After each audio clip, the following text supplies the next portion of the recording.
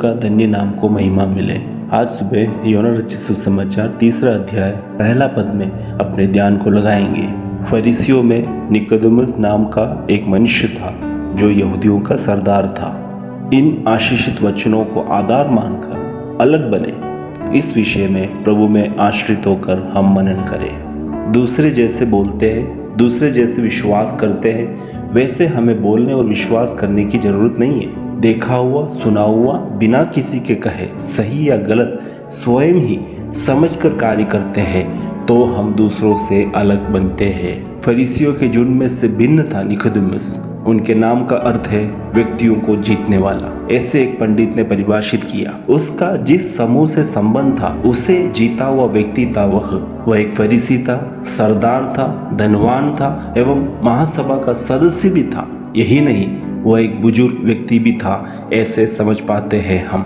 कारण नया जन्म कैसे पाए? प्रश्न में जल और आत्मा से ही नया जन्म प्राप्त करते हैं। यीशु मसीह के उत्तर में एक स्पष्टता पाने के लिए फिर से पूछा कि मनुष्य जब बूढ़ा हो गया तो कैसे अपनी माता के गर्भ में दूसरी बार प्रवेश करके जन्म ले सकता है। उसके इस प्रश्न से समझ सकते हैं वह बुजुर्ग अवस्था में पहुंच गया था। यहूदियों के मध्य विशेष निर्णय लेने का अधिकार पाए हुए महासभा का सदस्य रहते हुए भी वह उन सबसे अलग बना। कारण यीशु पर विश्वास करने वाले व्यक्तियों को मंदिर में भ्रष्ट ठहराने के निर्णय से कार्य करते समय भी वह यीशु पर विश्वास करने वाला व्यक्ति बना रहा। यूहन्ना रचित सुसमाचार 7वां अध्याय 50-51 पदों में हम आते हैं तो यीशु को पकड़ने के लिए सिपाहियों को भेजा, पर भेजे हुए सिपाही यीशु के उपदेश सुनकर आश्चर्यचकित होकर यीशु को पकड़े बिना लौट आने के कारण यीशु के खिलाफ बड़ा षड्यंत्र बनाते समय फरीसियों के मुखियों के मध्य खड़े होकर यीशु के समर्थन में बातें करके उसके षड्यंत्रों को विफल किया। यूहन्ना रचित सुसमाचार 7वां अध्याय 51 पद, क्या हमारी व्यवस्था किसी व्यक्ति को जब तक पहले उसकी सुनकर जान ना ले कि वह क्या करता है दोषी ठहराती है? ऐसे प्रश्न इन फरीसियों से पूछते हुए यीशु पर दोष लगाने वालों को अपने अपने रास्ते घर वापस भेज दिया। ऐसा यूहन्ना 7:53 हमें बताती है।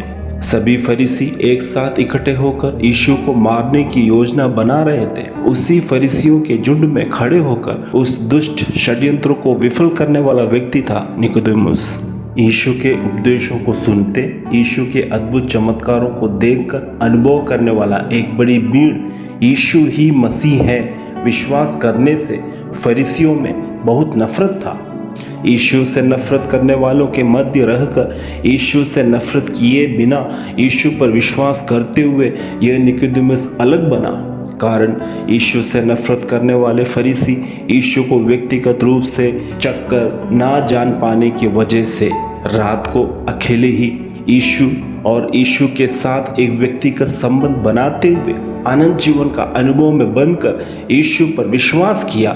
इसलिए निकोदेमुस दूसरे फरीसियों से अलग बन पाया। संक्षिप्त शब्दों में बोले तो प्रभु यीशु मसीह को करीबी से एवं गहराई से जानते हैं तो हम दूसरों से अलग बन पाते हैं। प्रार्थना करें। परम पवित्र पिता, आपको गहराई से जानकर हमारी चिंताओं, हमारे शब्दों, हमारे विश्वास को, हमारे कार्यों को दूसरों से अलग बनाने में हमारी सहायता करना यीशु के नाम से मांगते हैं। आमीन।